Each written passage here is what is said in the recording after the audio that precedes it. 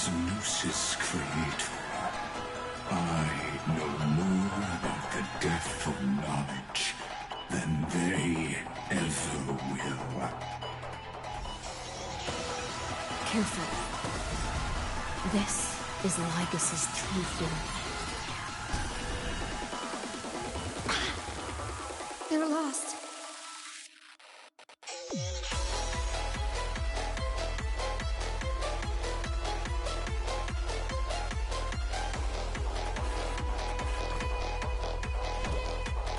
Have some sunshine. Like a warm current. With this divine power, I reforge all things. May this faint light dispel the gloom, restore the skies. Be intoxicated. Catadons? Destruction needs no introduction. Let us skip those bold inferences.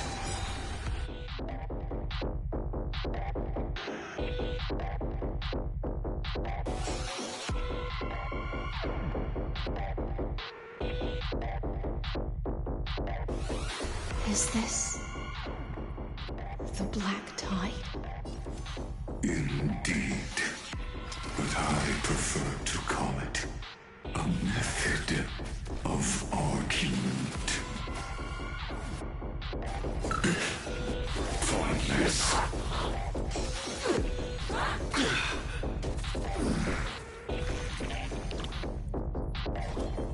Who made it win? Thank you, friend.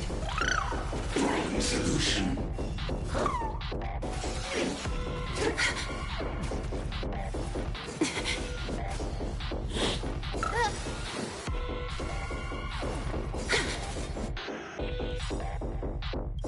Countless threads. Thus our fates become one.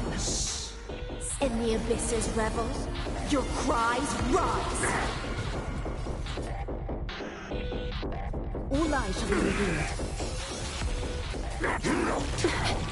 Extraordinary claims require extraordinary evidence. Erudition, destruction, or trailblaze. No, I will prove that the very idea of paths is a fallacy. Look, with this divine power, I reforge all things. Entities must not be multiplied beyond necessity. I do not mind demonstrating this to you personally. Hang in here. I'll do my best to repel the tsunami of destruction. Please open up. Wrong Is that fear I sense? So fragile, like a wisp of silk. Transmute. Logic is not a weapon, but a pair of shackles. Allow me to shatter them for you.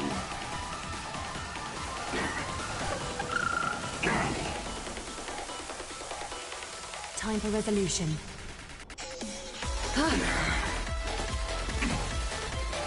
Protocol warning. Virtue catastrophe.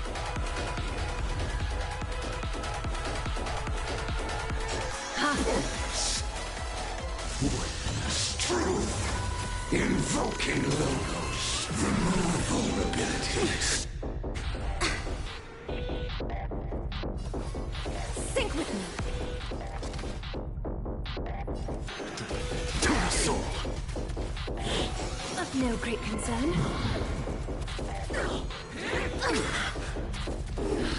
Guided Rainbow Bridge. Have some sunshine. Like a warm current. My thanks.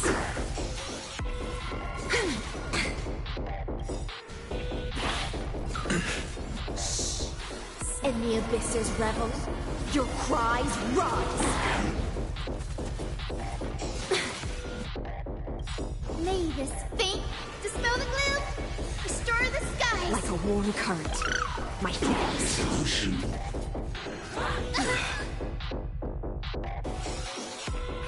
Look, the show. With this divine power, I reforge all things. Countless threads. Thus our fates become one. All lies shall be revealed.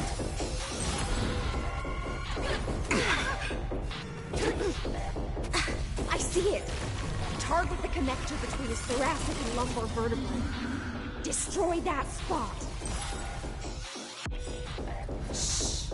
In the abyss's revels, your cries rise! Return to a pyro. May this faint dispel the gloom, restore the skies. Like a warm current. My face.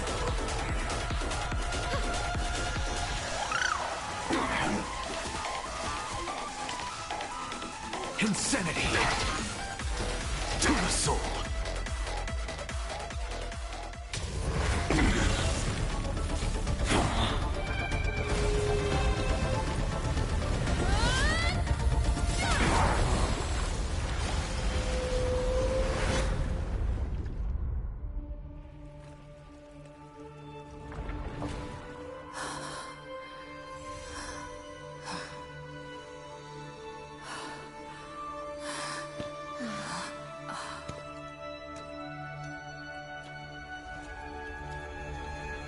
All is futile. In Erudition's calculations, the end of the saga is simply a comment awaiting deletion.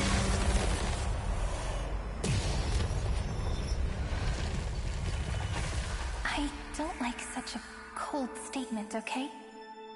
If numbers can decide the end of a story, then we can surely also pen a new beginning.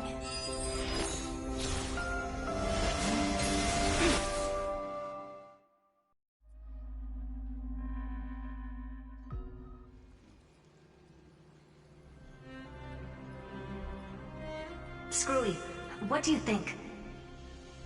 If your hypothesis of Lygas's identity is true, then even if we remove the restrictions of the ultimate protocol, the chances of us defeating him in a head-on battle will still remain lower than the acceptable threshold. Therefore, victory will still hinge upon Miss Trailblazer and Miss Cyrene. Go on. Maybe we're thinking about the same thing. Lygas's cognition resides in the exomyth. He is both an instigator within the experiment and the observer outside of it. Logic. His inspiration circuit can simultaneously process the different time flows in and out of that world. That's where things get tricky. He simultaneously exists in two different timelines, where the internal clocks are wildly different. That old Intellitron's neurons have completely gotten used to that over this prolonged experiment. And that's why he holds home field advantage. You and I should be able to manage that too, if given more time. Unfortunately, there's no if, and we don't have more time. That's why we need to change our way of thinking and turn his advantage into a weakness. The key lies in memories, right? Oh? You caught on quick. You've already mentioned my friend and I, so it's an easy connection to make, no? My intuition has always been very on point. Good. Then I'll cut to the chase. Since his thinking speed far exceeds that of normal people within Amphoreus, we are going to externally plant a memory into his inspiration circuit. Then, command it to loop endlessly until he gives in. Even the most flexible and sturdy inspiration circuit cannot withstand the traffic of a full-on information flood. When the amount of information exceeds his cognition filter's capacities, he will have no choice but to focus on processing this memory. That's when the parallel processing advantage he gained via Amphoreus will completely destroy him. An image from a person's memory played in real time might only be a second for us. But for him in Amphorian time, it could be millions or even billions of calculations. He won't be able to do anything but watch as he's locked into this prison forged by memories. Then we can entrap him in the same kind of cycle as the heroes were in, and get him to experience loneliness and pain in that endless recurrence. It's my greatest honor to be on the same page as the geniuses. That little one is still in that old Intellitron's hands and won't be able to respond to us anytime soon.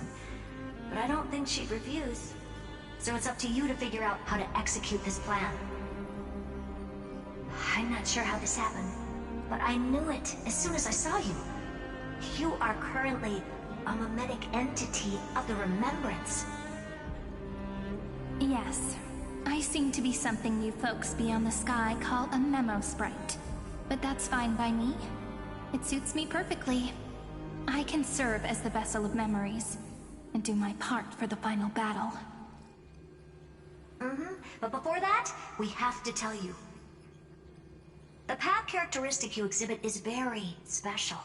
There's no way you're just a simple memo sprite. However, I'm sure about one thing. You are a mimetic entity born in Amphoreus. Yet you only awakened with the little one's arrival and only matured as she embarked on the path of remembrance. That means your existence is completely attached to her memories. If there ever comes a day when she forgets about you for even a few seconds, or loses her last connection with Amphoreus, then you must be prepared for the worst. You will disappear in the memory zone, utterly gone, without even a single line of data to remember you by. But that's already happened, hasn't it? No wonder I've always had a weird hunch. But that also means I was right in thinking. As long as my friend and I are together, we can do anything.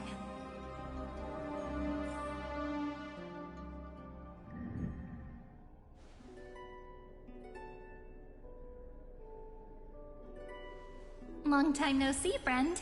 Did you miss me while you were away?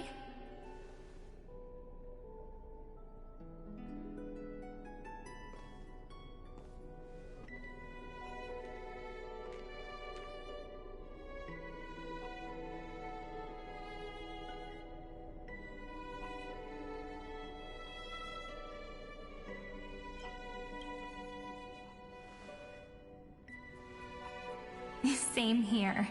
I've been waiting for you for 1,000 years.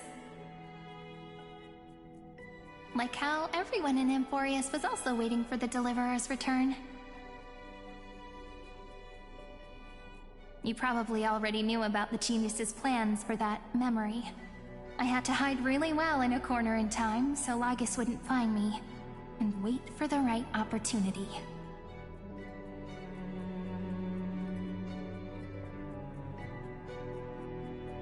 Which is now.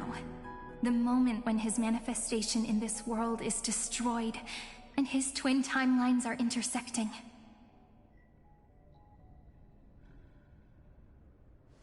I'm sorry for keeping this a secret from you all this time. I'll tell you the entire, unedited story of this millennium as an apology, after this is all over. But for now, let's join hands and complete the final step with the power of the remembrance.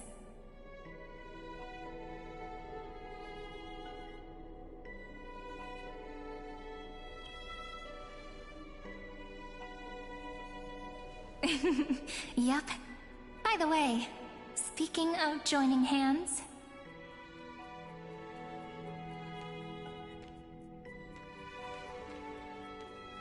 can I please do something before we go on stage?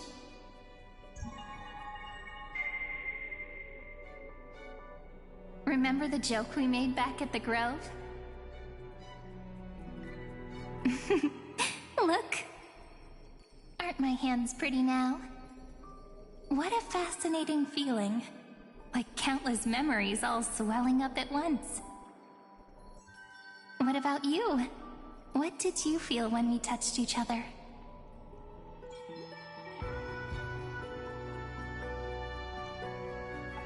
Really? That makes me really happy. If memories can move people, then it must have been a happy memory, right? Now, please remember what you're feeling right now. Write it down in your heart and keep it there. Memories you want to treasure will never fade away. Even if immersed in the long river of time, these memories will still leave traces of their existence. So, if the view in your memory ever grows fuzzy, just reach out and touch it. It's like reading bedtime stories together at night. It wipes away the chill of passing time, sharpens the outline of memory, and restores its power to nourish the spirit. Now, I'll carry this power with me, and for a little while, I must part from you, as I step into the long cycles of this world. Give me your blessings, friend. Then, let that bright future be, as we have written. Then, I'll leave it to you.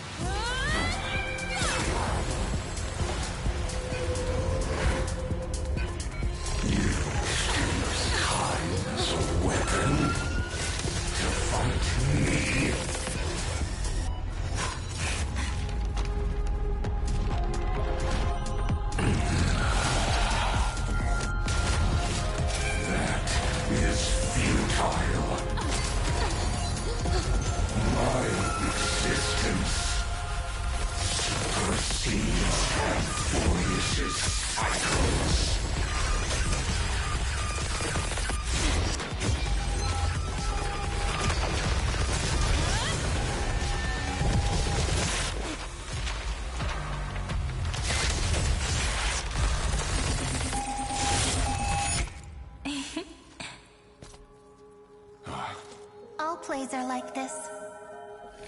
Once you're on the stage, it's hard to return to the audience.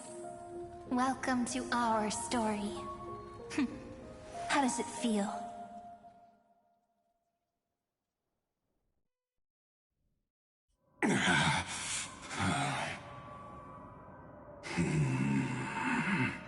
Even the authority of time cannot command the entire scepter, nor can it plunge the Amphorean extrapolation into a loop.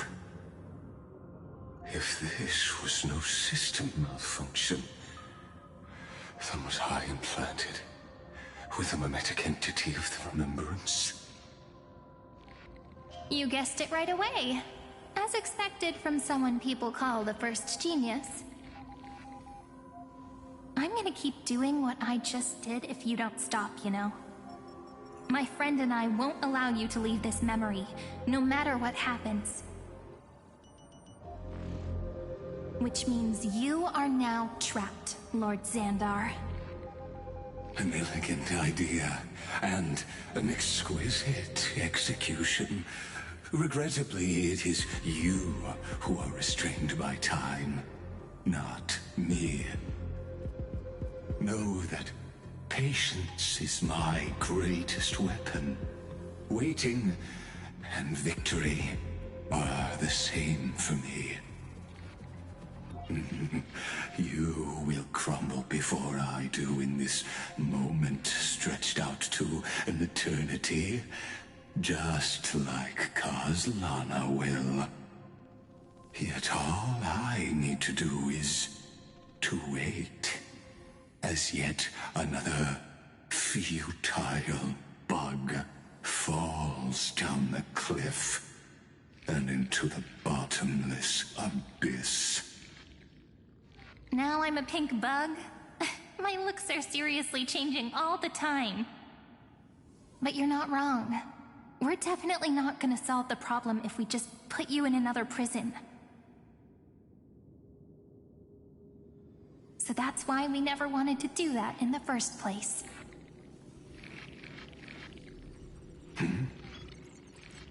I shall answer your confusion purely out of my respect for those who came before me. Have you heard of the synesthesia dreamscape in the Asdana system? Interestingly, that place once had a prison too. Life forms living in that environment, abundant with memoria, have a chance to connect their perceptions with each other's.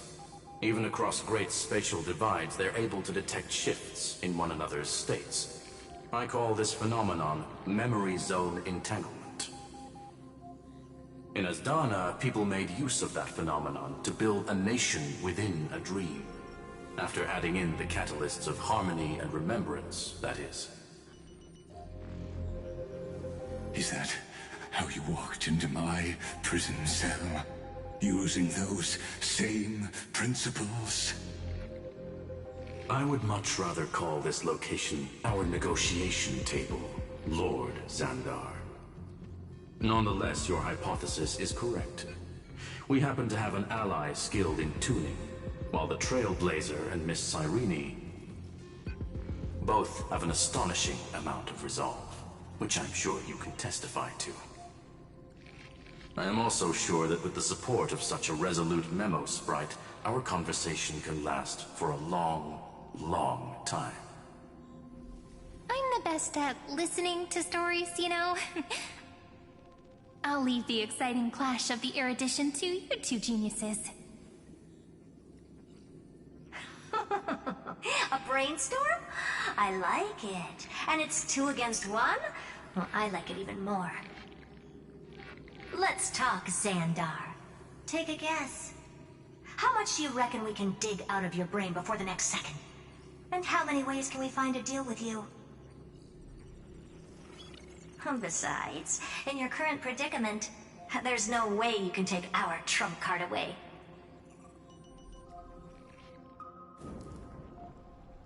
Go, little one. Go. Overturn the Era Nova. Lycurgus disappeared. It seems you had conducted a secret hunt in the depths that even I cannot reach. In that case, go. Swim onward and give this campaign a fitting end. I shall send you off with my song, Greyfry. May this song penetrate time and become the prelude to the new world.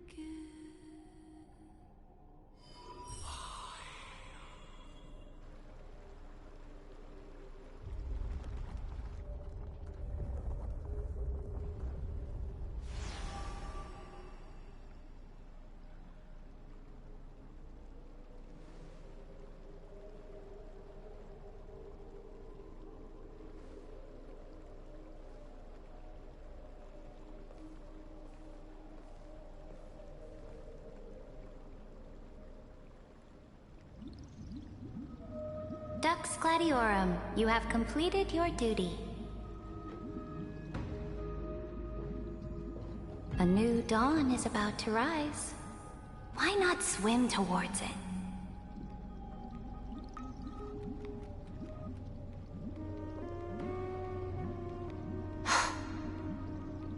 You died long ago, Imperator. Depart from my mind. But your duty towards the Imperator did not die with me.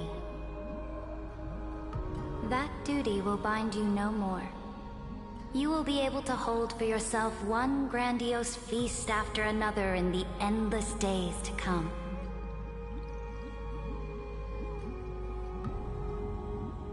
So go. Go and swim towards that ocean beyond the sky with the Deliverer.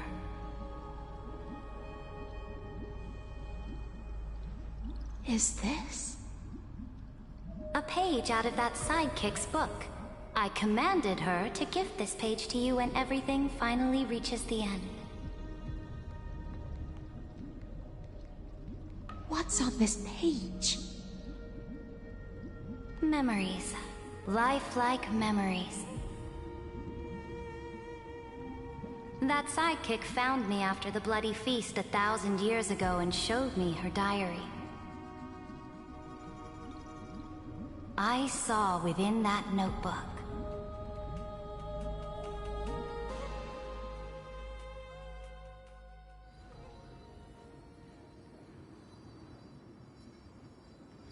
Is this that Deliverer's experience?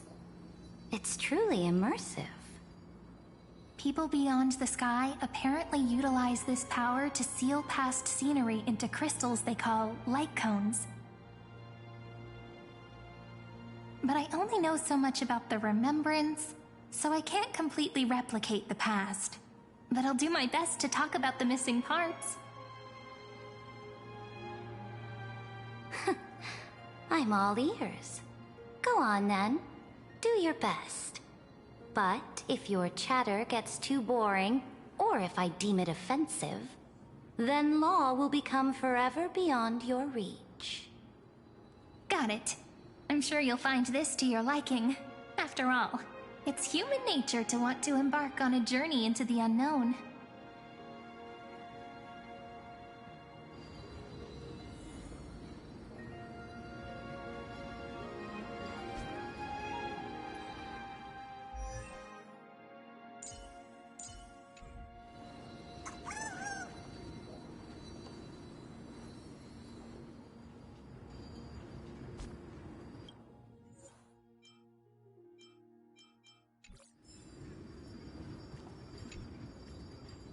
What brightly colored annals.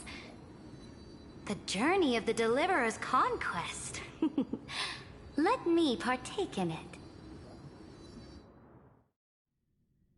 Is this a fortress in the sky? This is the first step of my friend's journey among the starry seas. This place is called the Herta Space Station. Just think of it as a supersized grove of Epiphany. Oh, so it's the territory of that witch. She and another Antikytheran lent me a helping hand back at the banquet.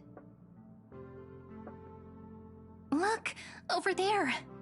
Looks like she's talking to Madame Herta in this memory. Let's go listen to what she thinks about this world, all constructed by eons and paths. Are you telling me that woman is Herta? She seems shorter than I remember.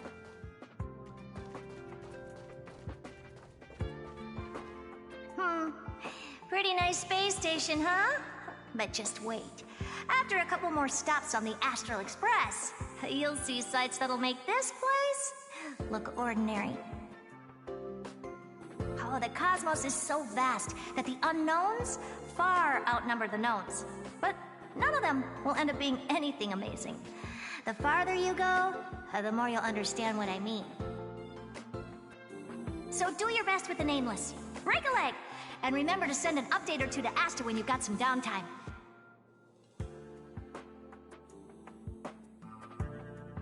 She certainly shares my way of thinking. Only that instead of a conquest through blood and fire, they chose a gentler path. People call Madame Herta and Mr. Screwlum geniuses. Apparently, only the smartest people in the cosmos can receive the blessings of Nous, Amphoreus' true creator. Do you mean that even individuals of such nobility are merely subordinates to a god? On the contrary, after all, it was the very first of them who created the god. But I don't really know all the details about that. You might be able to ask Madame Herta herself when you get the chance. Let's go check out some other worlds next, shall we?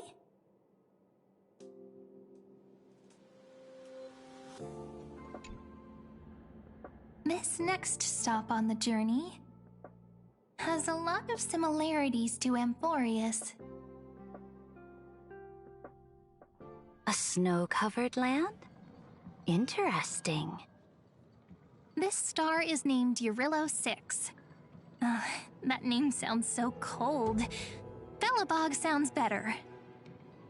The girl we see here holds a similar station to you, Imperator. She's the supreme guardian of this world, a leader who took up the mantle of government during a disaster. I did not expect the Empress of this world to be so young. Well, your appearance isn't much older. The object in the distance resembles Nikador. Is it a weapon? No, it's called...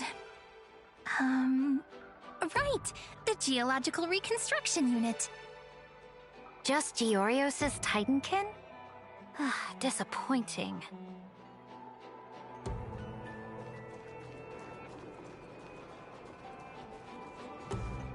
It's all thanks to you that we survived the crisis.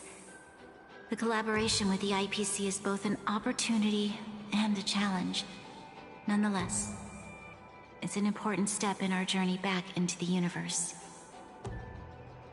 This world was sealed beneath its sky just like Amphoreus was, and they only managed to reconnect with the stars when the Nameless arrived. That IPC she spoke of, is it a more powerful organization? Yes, the IPC conquered many worlds through trade, and opened up a vast territory that way. There are many such powerful alliances beyond Amphoreus, and they all walk on roads different from the destruction. Coming back to the Supreme Guardian and her Belobog, didn't they find a peaceful way to enter the interstellar community?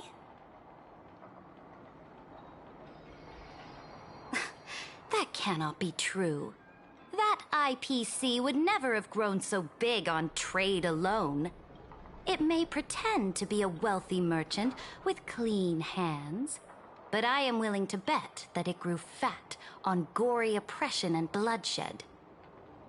Its path of conquest must have had no mercy for the weak and would have destroyed them if needed. Are you telling me that this snowland never thought about tossing its dignity to the wind and kneeling to the IPC? I will not believe it. I will never allow the Imperator's empire to be sullied by others. Amphoreus must become a power so strong that no interstellar foreigner would dare to look down upon us. Imperator, Belobog isn't as weak as you imagine. Listen. I indeed hesitated. But now I understand what we must do. Belobog must learn how to walk on her own, until she no longer needs the support of others, and can stand on her 2 feet among the stars. Even if I may not live to see it, I believe such a day will surely come. They still have their dignity intact. One day, that hope will melt through the ice and help them into a prosperous tomorrow. But the order of the cosmos is already set in stone. The old laws decree that only the strong survive, binding the weak in an unbroken chain, until they wither and turn to dust. Unless they embrace the power of the destruction. Amphoreus must shatter the old law and become the new order among the stars. Speaking of the Order, another one of my friend's companions may be able to enlighten you further on that. Let's go to the next page.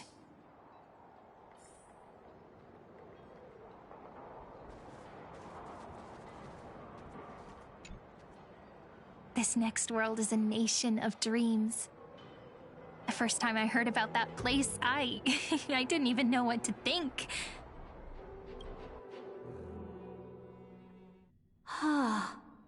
Such opulence does indeed evoke astonishment. This world is called Penacony, an eternal city built upon a land of dreams. It's also my friend's previous stop, where they went through a risky but exciting adventure. Tell me about it then. That man standing afar has wings on his head. I am truly curious.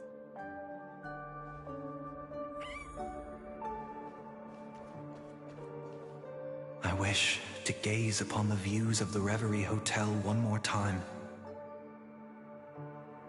I'll be just a traveler when I come back here again. And perhaps, through a traveler's eyes, even the things I once knew so well will feel strangely different. Penacony is a land of the harmony, where all dreams and hopes merge and combine. It believes in unrestrained freedom, and that's how it lost itself in shallow delights. Then, this young man before you chose to rewrite its laws, using the power of the Order, hoping to shape a dream-bound paradise of perfect happiness. Yet, the paradise of my dreams remains far away. Perhaps a brief journey with the Nameless can show me more possibilities in my search for paradise. As for what Penacony should look like, it'll be up to her. No, up to their trailblazing now. It sounds like this ideal kingdom is no more. That's right. The people chose to wake up at the end. You can't see tomorrow when drowning in sweet dreams. This individual's law acknowledged only gods and constructs, leaving no space for humanity. And yet, the fact that he could accept defeat and resume his journey shows a rare self-awareness and clarity of mind. You are also very self-aware, Imperator. Then you must know that the world promised by the destruction also has no place for humanity. I am indeed very aware of Lycurgus's honeyed words of deceit. I have seen enough. Take me back.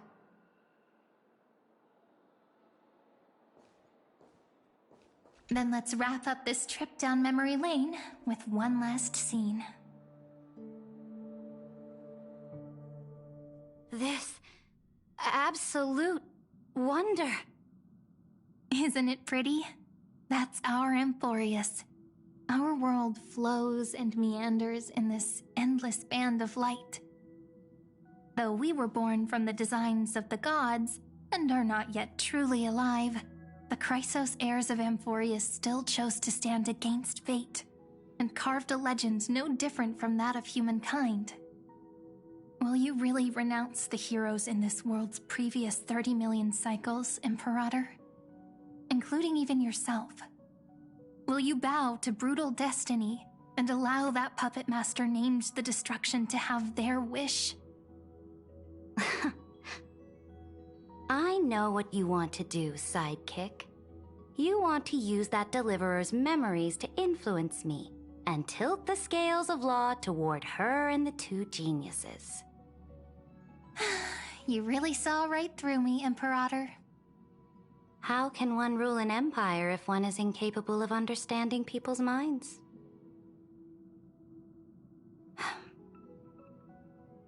I have decided on Law's final destination. However, before I move my next chess piece, Before we go on, tell me this, sidekick. Throughout her trailblaze, was there ever a memory of the ocean?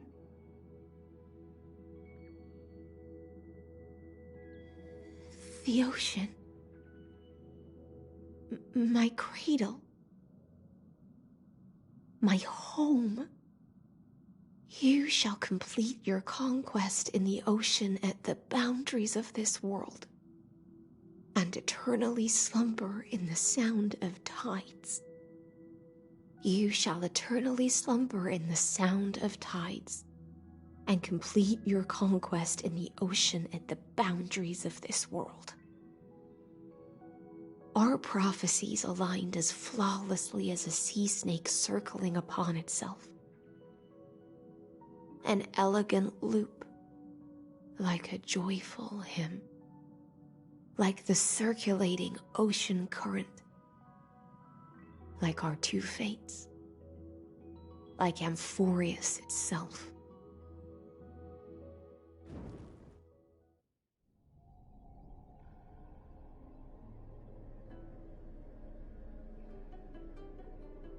The trial is over. So tell me, who will own the divine authority of law? I won't give it to anyone. What? I am the law. Why should I give my imperial crown to any other? Both the Deliverer and the Theoros came from beyond the sky. They have no right to interfere with the lands I conquered with my own two hands. The law of Amphoreus shall be determined by Amphoreus's master. What exactly did you see in the trial? Everything. I saw everything regarding the rules of this world's operation. I saw the laws of extrapolation that Theoros spoke of. I saw the ultimate protocol. As long as I offer a sacrifice of equal weight, I can rewrite the laws of this world according to my will. I can turn good into evil, ugliness into beauty, and weakness into strength. Fate gave me a very fair deal. One rule change for the life of one demigod. What are you planning to do? You can't guess? We can conquer the stars without relying on any power from beyond the sky. We just need to make some reasonable sacrifices. Your ambitions have already made so many people give up their lives for the law. And you're still not done? I am determined for Amphoreus to stand on her own 2 feet among the stars. You are beyond reason. You think such a simple and hypocritical statement can justify your atrocities. There's no new without destroying the old. That's what you consider an atrocity? Ironic, for that is also the unchanging law of Amphoreus's revolutions. Ever since the Flame Chase prophecy resounded in the distance, fate has decreed for the Chrysos heirs to ignite our blood and illuminate this dark age. People would still be puppets of the old dynasty if it weren't for my conquests. But your world doesn't seem to be any different from your predecessors. Bloodshed, tyranny, oppression. You're making the same mistakes they did. Go and see everything for yourself. Go to any library I've built. Go listen to the rumors on every street corner. Go and witness how the Imperator crushed the old laws and forged new ones. Go and see what my conquests brought to this world. I cleansed the Chrysos War's filth, and mended all the conflicts left by the Era Bellica. I restored Akima's might, and allowed mortals and Chrysos heirs to face each other as equals in the Council. I punished all sins, and rewarded all achievements. I smashed Talantin's shackles, united humankind to save themselves, and started the Flame Chase era. That's what the Imperator has done in her glorious life. So now, hearken to my final words. History will eventually forget Ceridra. But it will never forget the Imperator's people or the Flame Chase era she began. Final words?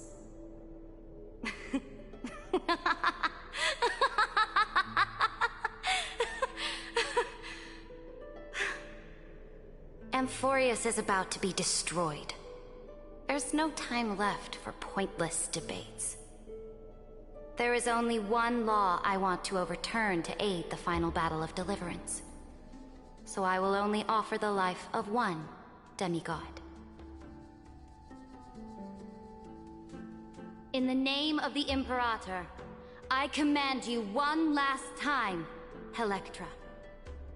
Either sacrifice yourself for conquest, or pierce this tyrant's chest with your sword. Thus, the Imperator concluded her final speech. At the end of her life, at the last moment before she stepped onto the altar, she gave her most loyal subject the choice to decide fate, just as she promised her compatriots before her very first campaign. My blood flows in you now. Heroic compatriots, follow me, and we'll seize fate's reins! The Imperator fell. Some say that the Dux Gladiorum turned traitor and killed her liege. Some say that she imprisoned the tyrant in a shallow pond of water, then left. Which meant the Imperator had to kill herself to rewrite the law. There are countless stories about her death. All we can be sure of is when the knight left the vortex, the Imperator was still mumbling about their past conquests together. The beginning and the end of her existence. Imperator, wait! How could someone of your status come to the front lines? Let me be the flag bearer! The troops defending the pass to the west of the grove, have they surrendered? They ran as quickly as they could when they heard your name. The Golden Cocoon Pass is now in the First Legion's hands. Good. What about the Delosian militia? The Third Legion set fire to the mountains and flattened everything west of the basin. They just need a few more days. That is enough. We cannot afford to miss an opportunity for victory. Lastly, how many Ladonian cannons are left? They are no more. The Second and Fourth Legions have destroyed them all. Very good. They now have no way out, no reinforcements, and no artillery support. We will be able to liberate the Grove of Epiphany in the blink of an eye. We will launch the final charge 1 quint after the curtain fall hour tomorrow. Remember, as long as the Alliance's flag still flies on my shoulders, you must keep moving forward. Take no prisoners among the enemy's soldiers. All sages who resist are to be captured and tried according to martial law. And do not destroy any books. Now go! Notify the entire army. Understood. Those who are resolved to die, we salute you. Reporting in. The mountain dwellers are resisting fiercely, and the legendary Mountain Breaker has personally engaged in battle. Their formations are nigh impenetrable. Then cease our frontal assault. Send scouts to all legions and tell them to retreat into the Tritos Plains before the parting hour. What? Are you planning to surrender? It's a strategic change of plans. The seismic walking dragon is enough for that battlefield. Walking dragon? You mean that stupid beast, Terravox? What can they even do? Stupid? No. They are the wisest of all of Giorio's creations. Only they can perceive the currents of time. Let them deal with their earthly brethren. We will advance and take the lead in defeating what remains of our enemy. I will deliver the most fiery retribution for the humiliation they dealt us, and crown myself with a god-slaying wreath. Understood. I'll see to it. Those who are resolved to die, we salute you. The Temple of the Three Fates sent a letter, Imperator. They refused to surrender, and said this letter is their last warning to us. Tell the commanding officers not to launch any attacks unless they receive the Imperator's handwritten approval. Disobedience will be punished by death. What are you doing? The priests of the Three Fates aren't soldiers, but politicians. Do not mistakenly believe they don't have a plan. These dying pests will wring out every idea from their brains, all for short-sighted gain. They are much shrewder than we are. I am inferior to them in that regard. They also have the prophecy to wield as a weapon, something I am not blessed with. Launching an unplanned attack will only disadvantage us, as all of Amphoreus will judge our actions. Which means, I will be heading to the battlefield myself, just as I have always done. This time, however, I will go alone. I will conduct secret negotiations to ensure fate is on our side. Understood. The legions will make their preparations. Those who are resolved to die, we salute you. Why are we not allowed to march out with the army, Imperator? This will be a long voyage with no return. Those of you who bear the prophecy cannot come with me. Why are you personally leading this battle if it's doomed to fail? The Flame Chase journey cannot be without a leader. That is correct. The Empire will be without a head when the Imperator falls. But remember, as long as you seize the right opportunities, even a chaotic game will remain winnable. My departure will create a long staircase for you. You will understand what I mean when news of my death reaches your ears. Saridra, is our journey about to be over? Destroy the old laws and forge new ones. My conquest has reached its limits within the borders of Amphoreus. Since the prophecy already decreed that the Imperator would never conquer the stars as she wished, I will bow out here and try no more. More Chrysos heirs bearing divine authority will be born, and many more heroes will arise. Will they demand peace or war? Will they resist tyranny or become the next Imperator? I do not care. The children of the future will decide for themselves. Do not mourn for me. Anyone can kill the Imperator, but the only one who can truly destroy her is Saridra. At the end, I faithfully recorded the most important battles in the Imperator's life. Her conquest was about to be completed at this point in the story. However, for some reason, a memory suddenly entered my mind just as I was about to put down my pen. It was a journey on a fantastical train.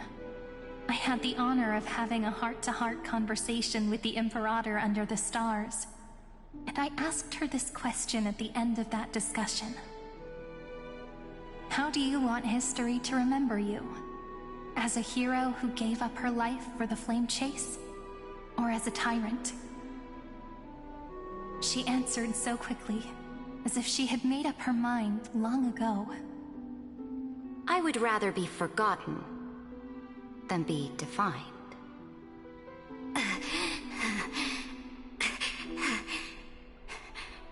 Because the law can be neither eternal nor unchallenged. And only humanity can pen laws into history's pages. Now, I have shattered the greatest law of Amphoreus. The game is nearing its end. Dux Gladiorum. Even though you killed the Imperator in the previous 30 million cycles, this time, you finally found your own law. Then, High Sealants, Electra.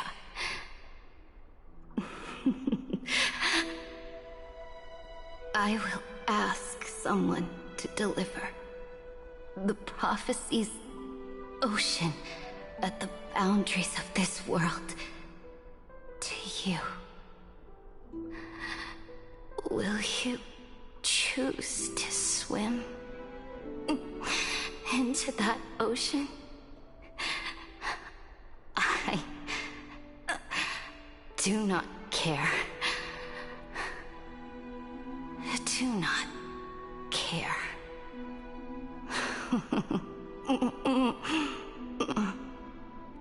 The Imperator muttered about her conquests, and news of her death spread in the city.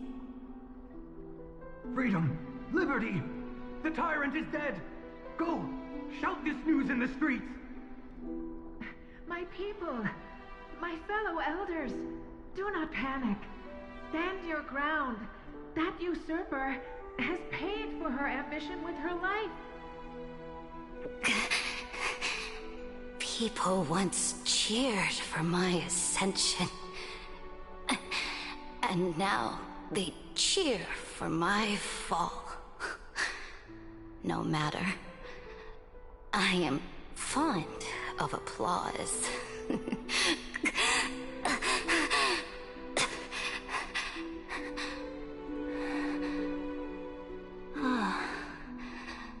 I see the cosmos, the battlefield that I cannot reach.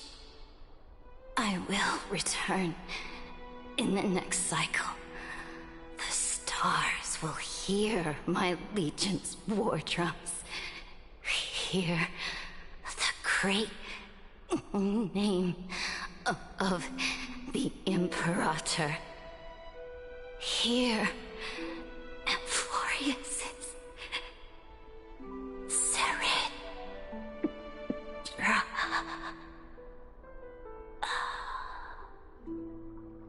To this day, we do not know which rule the Imperator overwrote at the cost of her life.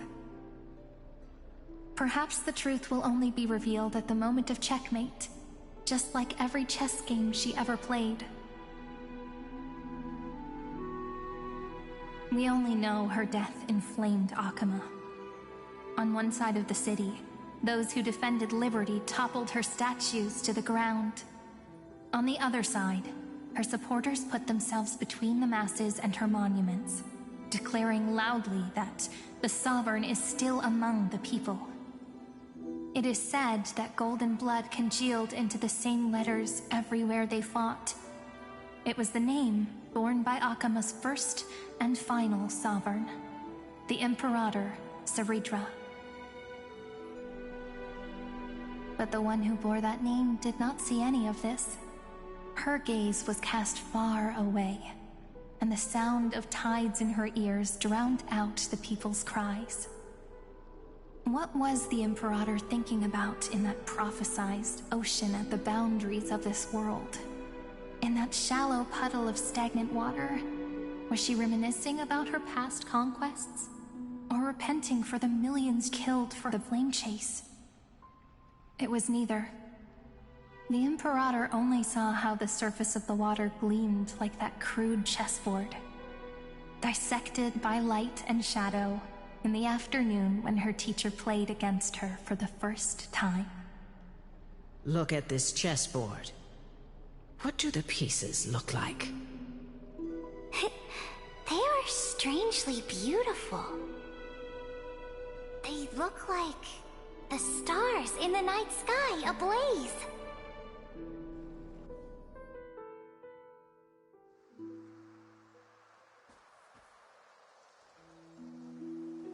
From that page emerged an ocean so vast, so pure, not a single trace of corruption. Is this Ceredra?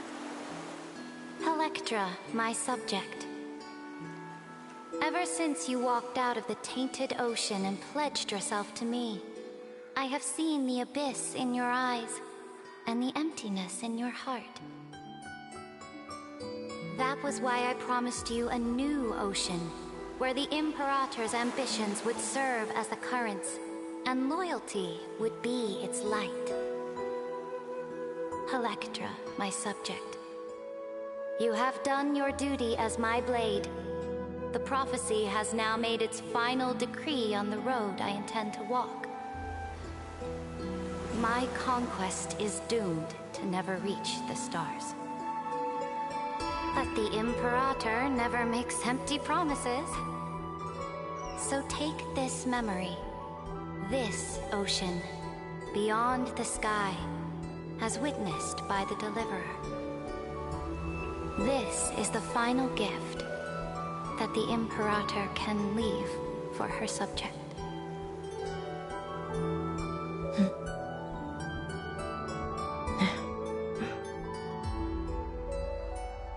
When I was still a fish in the ocean, I always felt so genuine swimming through the waters. But once I stepped onto land, I found myself caught in a play. Every land dweller wore a mask in their life. So I, too, donned a costume and tried to find my role in this show. I became your blade in war and the violin strings at banquets. Do you still not get it? I do not long for the oceanic depths of my homeland. Nor do I crave the swelling seas beyond the sky. Perhaps even I don't know what I want. I still don't know where I should swim to even at the end.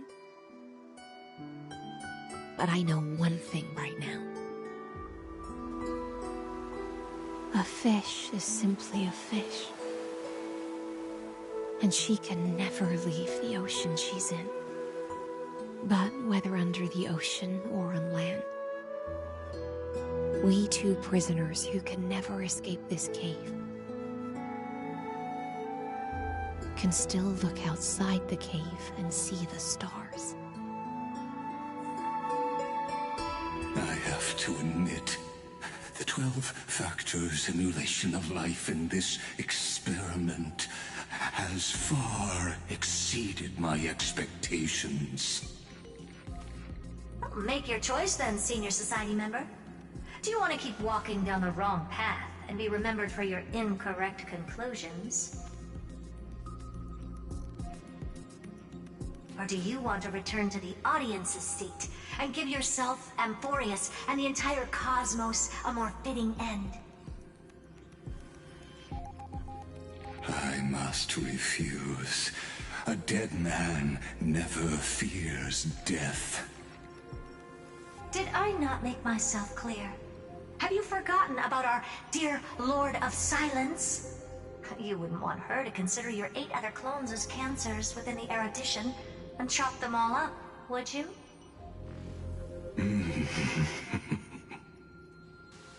Your logical deductions are vastly different from mine.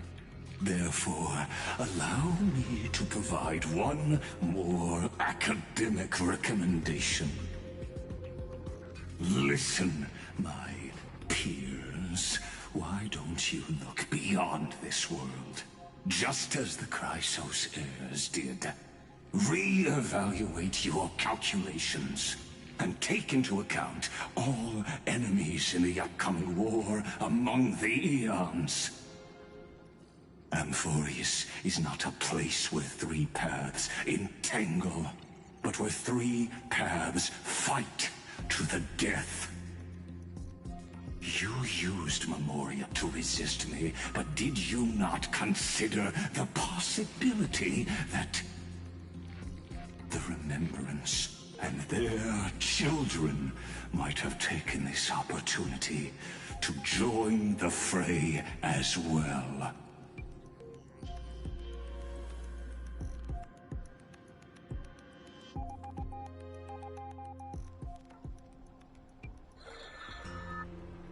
Oh, so this isn't just silence. It's the answer.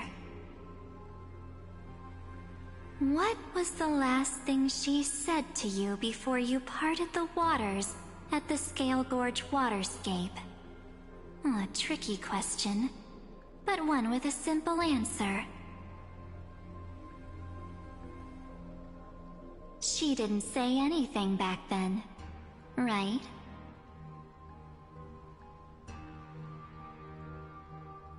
That's correct. And now I'm sure. You are not March 7th. There's no way she would remember that detail.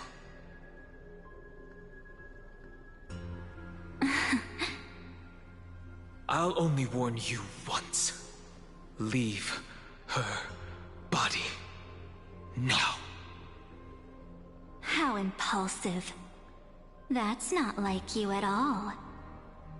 Why don't you calm down and think about another possibility? I didn't take over March 7th's body. Rather, it's March 7th who regained my memories.